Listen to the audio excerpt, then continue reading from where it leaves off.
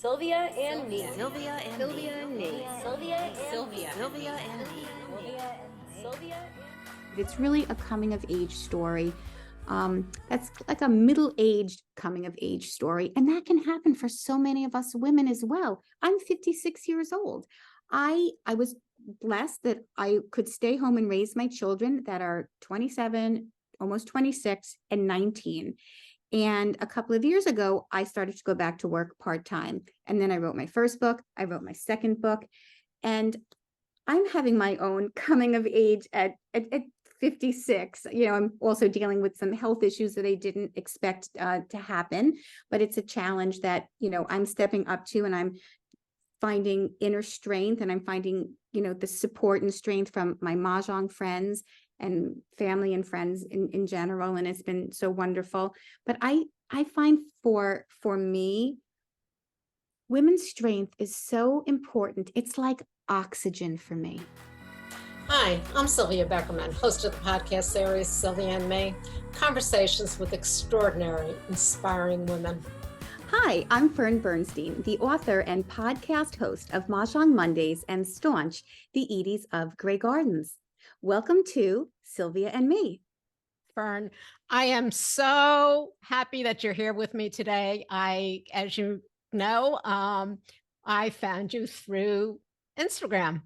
I saw a post you did on Mahjong, and now I don't play Mahjong, but my aunt and my sister are very much into it, and I hear about the tiles and so on and so forth, and the hands that they've done.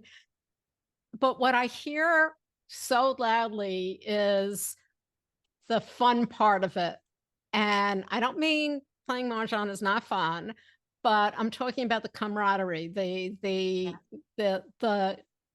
chatter, the communication, the lunch, and that is so important. And so many people don't have that. They don't understand. We've lost so much communication, and women supporting women is key. Yes. And it's helped you through so much. And I just want to read something that you wrote. Everyone faces adversity. Everyone has challenges, but how we face those challenges can have a significant impact both on our journey and the outcome. And you are living that perseverance, upbeat. I want to talk first about Mahjong. Your book, Staunch, the Edies of Grey Gardens, just came out this past October. Mm-hmm. But I want to talk about Mahjong right now because it's going to, I believe it really belongs in with Grey Gardens. They join each other. Yes, there is definitely a common theme. And Sylvia, I love to talk about Mahjong. So yes, happy to start our conversation with that. And for people who don't know, of course, I have people who play Mahjong who say, oh, everyone knows the history of it. But I don't really think so, because growing up, my parents played Mahjong. Maybe there was canasta, you heard people, and bridge. Sure, bridge. And to me, it sounded like something old people did. Not anymore. Right. So give us a little bit of the history of Mahjong, because I love when it kind of got popular. Sure. So I've done research on the history of Mahjong, and what I've discovered is it was brought to America in the 1920s by a man named Joseph Babcock. He worked for the Standard Oil Company. He's from America, but was living in, I guess, like Shanghai, and of course, everywhere in China, people are playing Mahjong. It was generally played by men. And so he learned the game and really enjoyed playing it. And when he came back to America, he brought it, but he made a few different changes, and he put numerals on the tiles. So the American version has numbers. and there was no standardized card. And I'm just going to show for those that are looking on YouTube.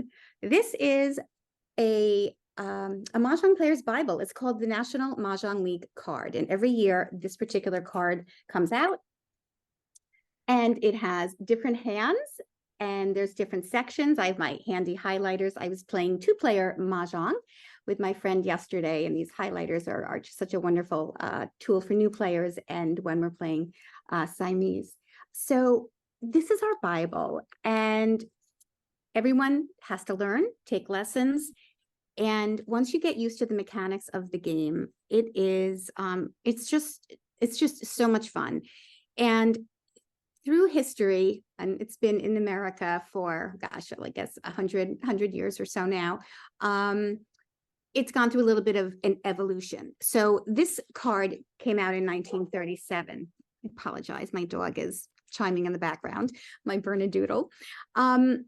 So there were no hands, written down in a card. There were not enough specific rules, and there was a decline in people wanting to play. There was a lot of strife around the table. So in 1937, the National Mahjong League was formed by a bunch of women, and they were mostly Jewish women, and they created rules and standardized rules, and they also had created I guess, monetary ways for us to get a little compensation. So there's values on the card, and these values, 25, 30, and we get 25 or 30 cents per hand.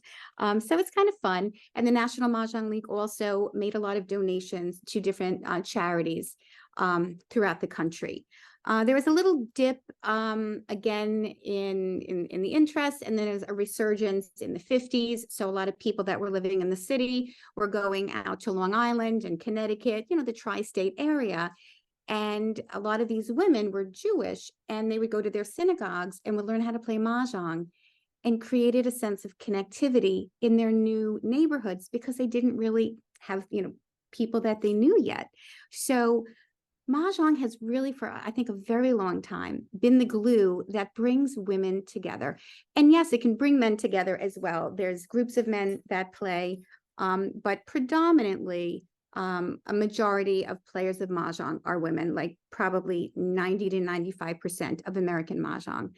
And I think it's kept its interest, and I think there's currently another boom going on with Mahjong, and especially out west. Texas seems to be a hot spot now, where all of these young, savvy women are learning the game, and there's some companies that have just came into business, and they make very whimsical tiles. So there's definitely been a resurgence in Mahjong, and I think what I've heard, and I've, on my podcast, I've had so many different guests, just the common denominator that every single person seems to come back to is what we feel around the Mahjong table. It's that connectivity. It's meeting with women once a week, making this kind of your sacred space. And there's noshing, there's sometimes meals involved, snacks galore. Some women like to have wine. Some people, even there's a woman out west. I love what she does, Toby Salk. She does marijuana Mahjong, and she has people take taxis or Ubers, to where she's hosting, and they partake in that way. It's quite fascinating. So there's many different ways to play the game. But it's just so wonderful, and it's touched my life in such a significant way. I wrote a book about it, and my first book, Mah Jongg Mondays, is a memoir, and I brought into the storyline how it touched my life, how one of my girlfriends who came into the game had lost her husband, and she was obviously depressed for quite a while, and when she was ready to face the world, she came into the fold of our Mahjong game, and we women welcomed her. And it's almost like you create a sisterhood. There's a very special bond. I'm not going to say it happens at every single table. There's some women that are, competitive, and they just want to, play, get in and get out kind of thing. But the majority of women that play really focus on what they feel, and they feel connected. They feel comfortable, and it's it's just a wonderful experience for so many of us players. Well, it also is a rallying place. It's a safe place. It's kind of like the old saying, what happens in Vegas stays in Vegas. I was thinking that. Yes. And what I happens at understood the Mahjong Oh, table stays there. absolutely. I have so And many secrets that I keep between my two ears that would like explode. It's So there's a certain sense of safety, amongst us all as well. And even if you only see this group of women once a week, it just brings that connectivity back.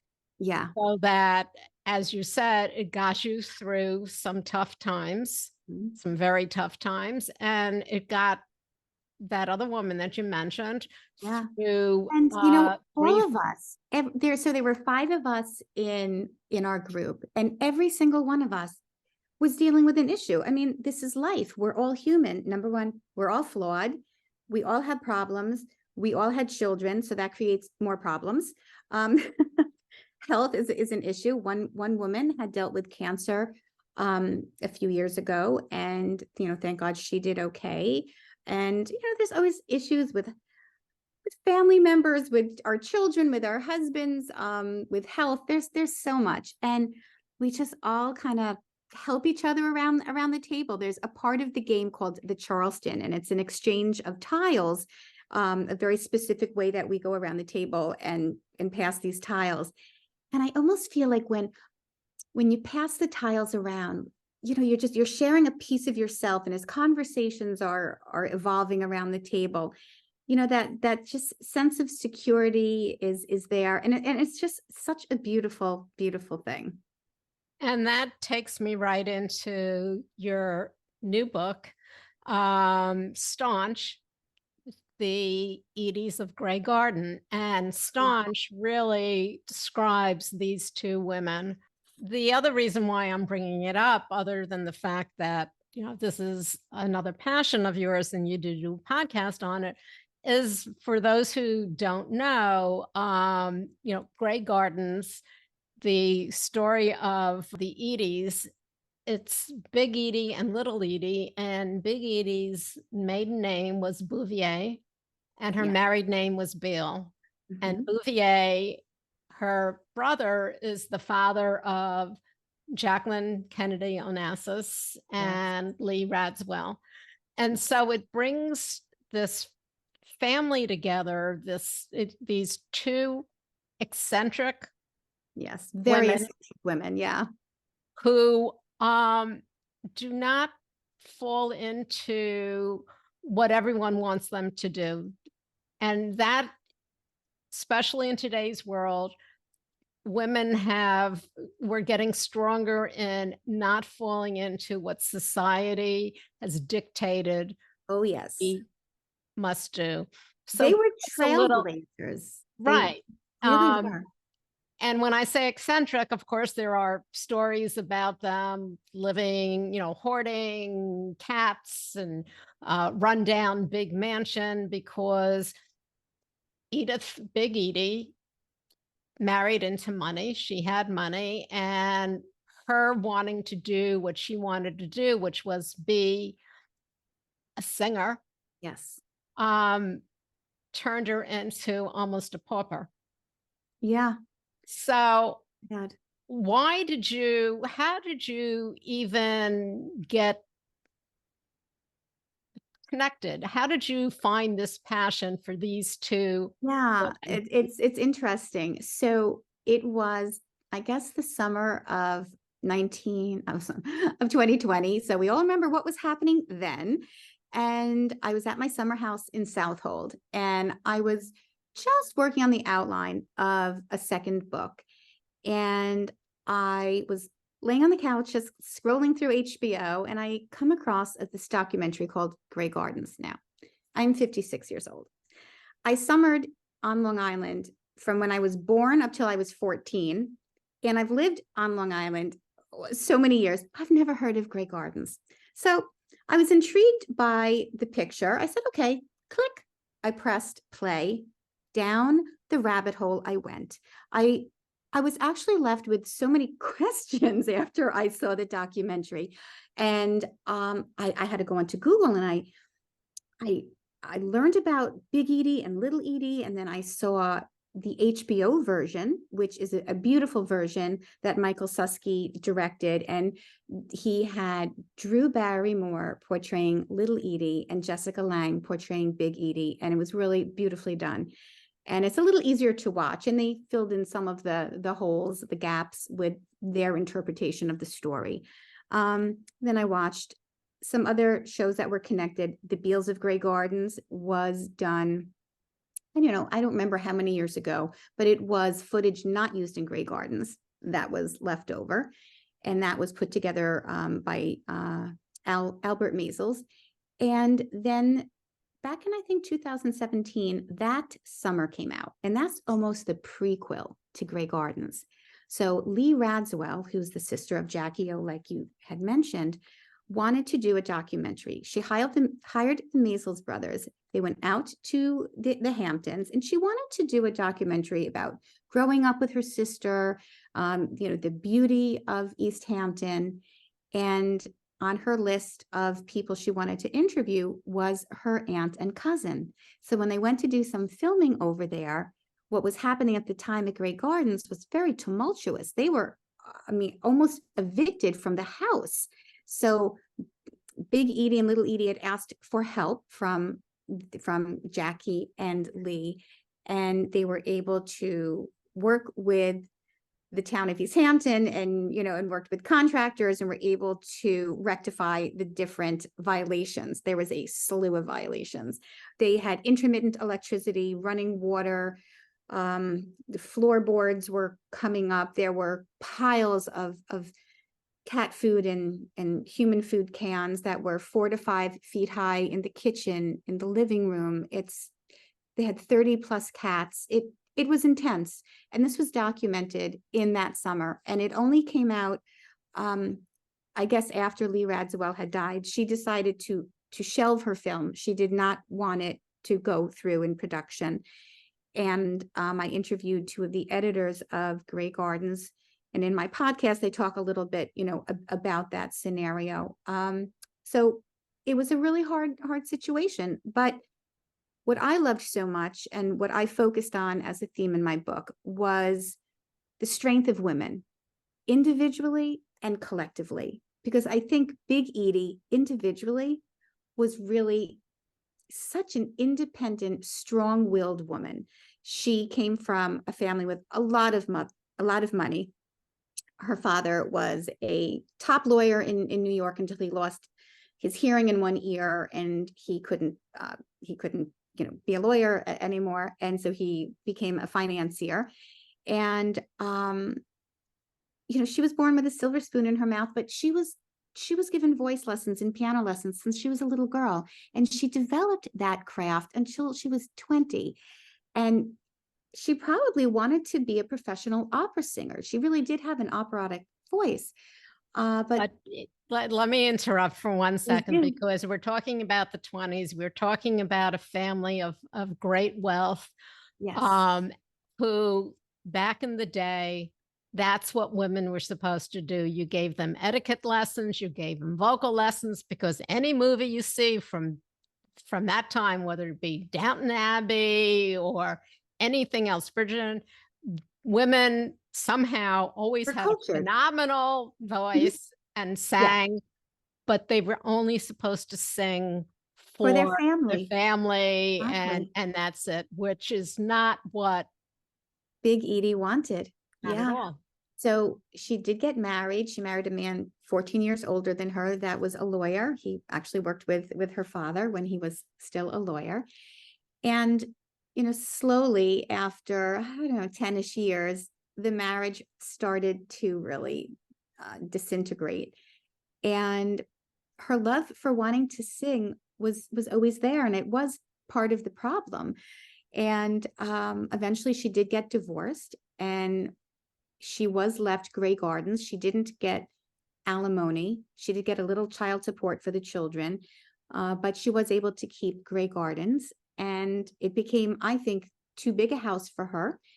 And at some point, it became too much financially for her as well. She was given her father's inheritance was put into a trust. So he didn't trust her with the money. So her brother, Blackjack Bouvier, who's Jackie's father, oversaw the trust, and he would invest money for her and whatnot. So as you said, yes, during that time in the 20s, women didn't perform, at least women of high society. They were on the social register, and it just was very abnormal for women of that stature to do anything other than to be a wife, a mother, and a homemaker. So she broke the mold. She broke probably unbeknownst to her, maybe the trajectory of the life that maybe she wanted. I question, did she ever really think this could ever have happened to her? But you know, there are stories. I forget the movie that Meryl Streep was in, of a woman who wanted also to be an opera singer, and she really didn't have a voice, but she got to go, you know, to perform at the Met or Carnegie. As I said, it was a while ago that I saw it, but I'd like to go a little bit further on. As she now is living in this house, she doesn't have the money to really keep it up, but she also is so involved in thinking that she can sing that she lets everything else basically go to pot. And in comes her young daughter, who's maybe in her 20s, who's going through, remember, this is historical fiction, so we have the skeletal, and you've put the personal touch of these people in there. But we go to an era where now all of a sudden it's a story between a mother and a daughter, and it winds up coming into a story of a daughter caring for the mother. Yes. And that is such a reality in today's world. Sure. That, again, the strength of these two women. Yes. And you've put such personality and character into them. Thank you. It's fantastic, because as women, we don't often say to ourselves, this is our passion, we're going to do it. We think about it 2 or 3 times before we do it, if we do it. Sure. Whereas with men, they don't think about it as much. They usually go ahead and try it. So tell us how I know you've mentioned, the documentaries, and in your book, Little Edie, who, as we all know, Big Edie is mom, Little Edie is the daughter. She is asked to be in this documentary, and for both mom and daughter, it's like, wow, this is what I've been dreaming of doing. Yes. So in the character that you've built, these two women somehow kind of get to where they've been looking to go. Mom has always encouraged, Big Edie has always encouraged Little Edie to follow her dream. Yes. And so Little Edie's dream was, I think, also very different than the other young women of her age. So when Little Edie graduated from Miss Porter's finishing school and had her debutante ball, she was living in the city. And really, so the character that I built, this is my take on Little Edie, is she overheard her parents having an argument where the dad wanted to end the marriage because Big Edie couldn't be what he needed.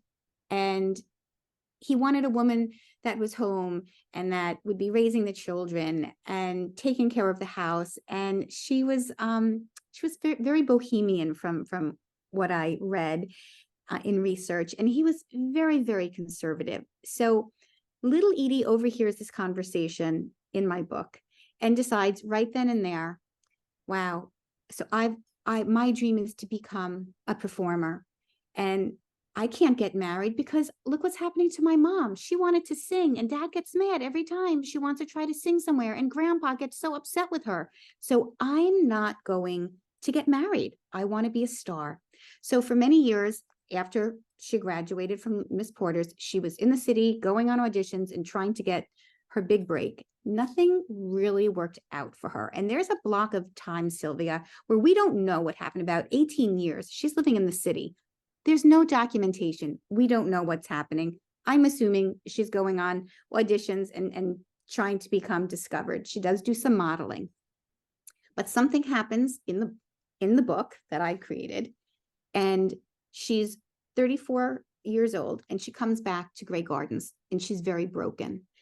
And she gets taken care of by her mother, and she lives there for 25 years with her mother.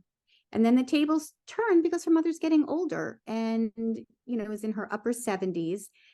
And they're living like they're living with all of these cats. And the house is really it's almost like a Gothic story where the house is almost kind of enveloping them and just devolving. And little Edie takes very good care of her mother. And then this situation happens with the Board of Health, and they are about to be evicted. They call upon their family members that, thank goodness, step up to the plate, Jackie and Lee, and they get help. And then through asking Lee to help out, they meet the Maisels, who become just so enamored with them. And after Lee decided to put her film on hold, they had to wait 1 year. The Maisels go back and ask the Edies, could they do a documentary about them? So little Edie has waited a lifetime, and stardom literally knocked on her front door. And big Edie was there to support her daughter. She was, about 80 at the time they started filming, and she didn't really care about being in a film, but she said yes because she knew that it meant so much to her daughter. And, in between in the story, there's ups and downs and roller coasters and different things that go on, but it's really a coming of age story. That's like a middle-aged coming of age story. And that can happen for so many of us women as well. I'm 56 years old. I was blessed that I could stay home and raise my children that are 27, almost 26, and 19. And a couple of years ago, I started to go back to work part-time. And then I wrote my first book. I wrote my second book. And I'm having my own coming of age at 56. I'm also dealing with some health issues that I didn't expect to happen. But it's a challenge that, I'm stepping up to, and I'm finding inner strength, and I'm finding, the support and strength from my Mah Jongg friends and family and friends in general. And it's been so wonderful. But I find for me, women's strength is so important. It's like oxygen for me. Like I couldn't breathe without having my girlfriends around me, both my girlfriends that play Mahjong and those that don't. And I think a lot of women out there feel that way, and not everyone is going to go to college and come out and be a lawyer or an accountant or a secretary or whatever it is that they want to do. There's many different paths in life for a woman, and there's no time limit on evolving and reaching goals. And I think till our dying breath, we have goals to reach. We are evolving constantly, and it is the beauty of being a woman. And I just feel so blessed that I've had the opportunity to write these 2 books and I've got 2 more books in my mind that I'm hoping to move forward with. And I love your podcast. I think all of the different guests that you have on and the topics really all focuses on the power of women. And I believe that we're here to lift each other up. Well, Madeline Albright said, there's a special place in hell for women who don't support other women. And as far as coming of age, I think we can come of age anytime. If we have a passion, our age by numbers, and you know, I've always said age is just a number, and that's easy to do. But the older we get, the more information we have, the stronger we get, and the more courage we experiences. have. Oh, I love that for sure. Courage is so important. And through all of the experiences we've had, whether they be good experiences or bad, we learn, we grow, we evolve, and they help to give us that courage that we need. It is such an important word. Fern, where can people find out more about you? I have a website that I can be found on, which is www.fernbernstein.com. I am on Instagram at Fern Bernstein Writes, WRITES, and I'm on Facebook at Fern Levitch Bernstein. Yes. Fern, I want to thank you so much for taking the time out to be with us, to be with me here today, and talk about Mah Jongg, Grey Gardens, and women supporting other women. So I want to thank you. Thank you so much for this opportunity, Sylvia. And anytime you're ready to learn Mah Jongg, I'm not that far away. I'm happy to come and teach you. Thank you. You can find us on all of your popular podcast platforms. And of course, our website, sylviame.com. Stay safe, stay healthy, and stay tuned.